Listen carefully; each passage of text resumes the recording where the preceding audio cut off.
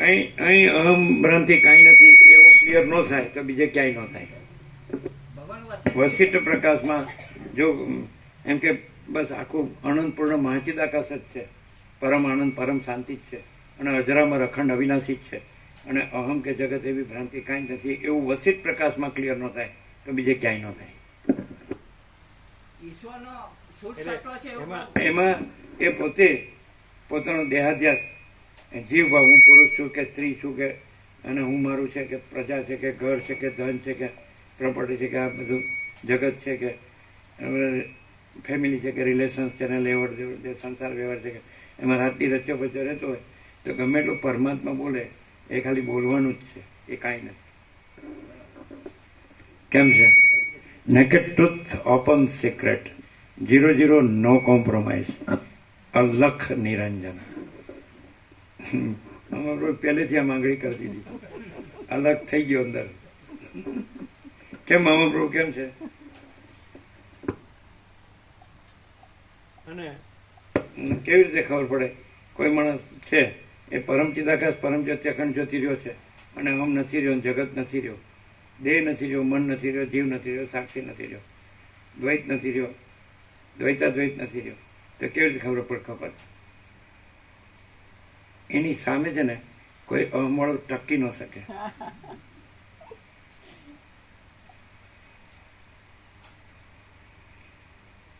અને અહમવાળો કદાચ એમ માને કે હું આ જાણીને પછી એનો ઉપયોગિતા વાત કરું તો એ એના જીવનમાં ફેલ જાય.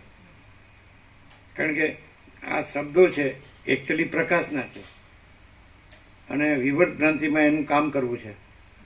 તો વિવર્ત ભ્રાંતિ કાંઈ નથી એટલે એનું મેળવે એટલે કાંઈ નથી મેળવતો, એટલે મજૂરી માથે જ પડે. બોલો કેમ છે? જેને વિવર્ત કાંઈ નથી એને કાંઈ કરવા પણ નથી. મહાચિદાકાશમાં કાંઈ પોતામાં પોતે જ છે, બીજું કાંઈ છે જ નહીં, થતે થાય જ નહીં, તો પૂર્ણ છે. બરાબર છે? અને વિવર્ત છે કાંઈ નથી એટલે એનું કાંઈ થતું નથી. તો એવો જે હોય તો ત્યાં અનંત પ્રકાશ, અનંત આનંદ, અનંત શાંતિ જ હોય. એક એવું આવ્યું હતું. તમને એક પણ મોમેન્ટ અહીંયા પરમ ચિદાકાશ પરમ જ્યોતિ અખંડ જ્યોતિ સિવાય નહીં મળે તો તમારે અહીં ન આવવું. અને એક પણ મોમેન્ટ તમને વિવર્ત ભ્રાંતિ નહીં મળે તો તમારે અહીં ન આવવું. Open challenge. What you say?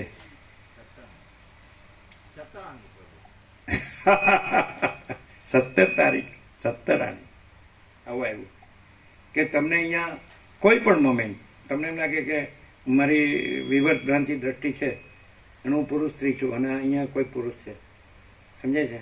તો એમાં પણ તમને પરમ ચિદાકાશ પરમ જ્યોતિ અખંડ જ્યોતિ સિવાય એક પણ મોમેન્ટ જો બીજું કાંઈ મળે તમારે અહીં ન આવવું. અને જો તમને વિવર્ત ભ્રાંતિનું એક પણ મોમેન્ટ મળે તો જ તમારે અહીં ન આવવું. Open challenge. કેમ છે? કાશીમાં પંડિતો આગળ આપણે હારી જઈએ એટલે ખુશ થઈ ગયા કે હા એટલું સ્વીકાર્યું.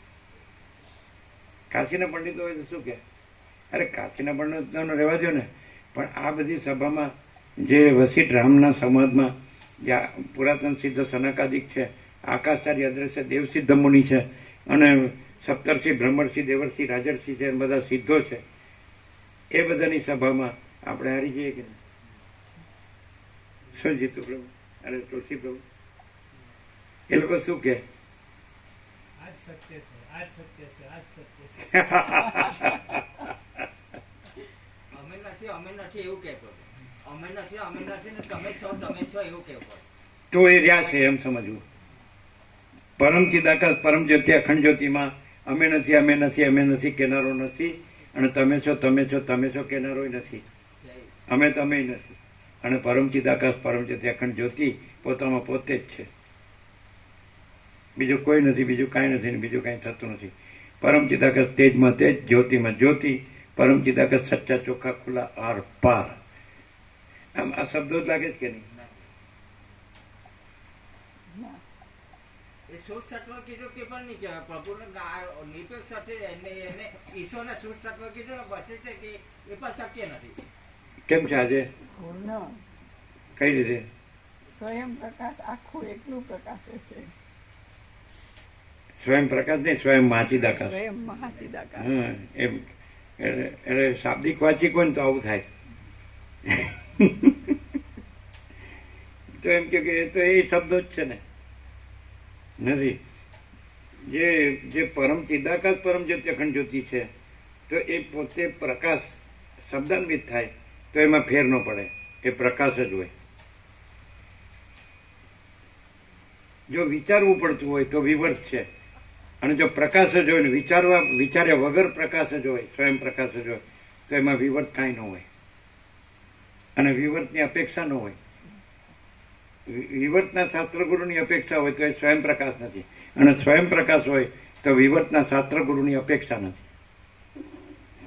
એટલે આ બધું શાસ્ત્રમાં ને ગુરુમાં આવે. જરાય નહીં.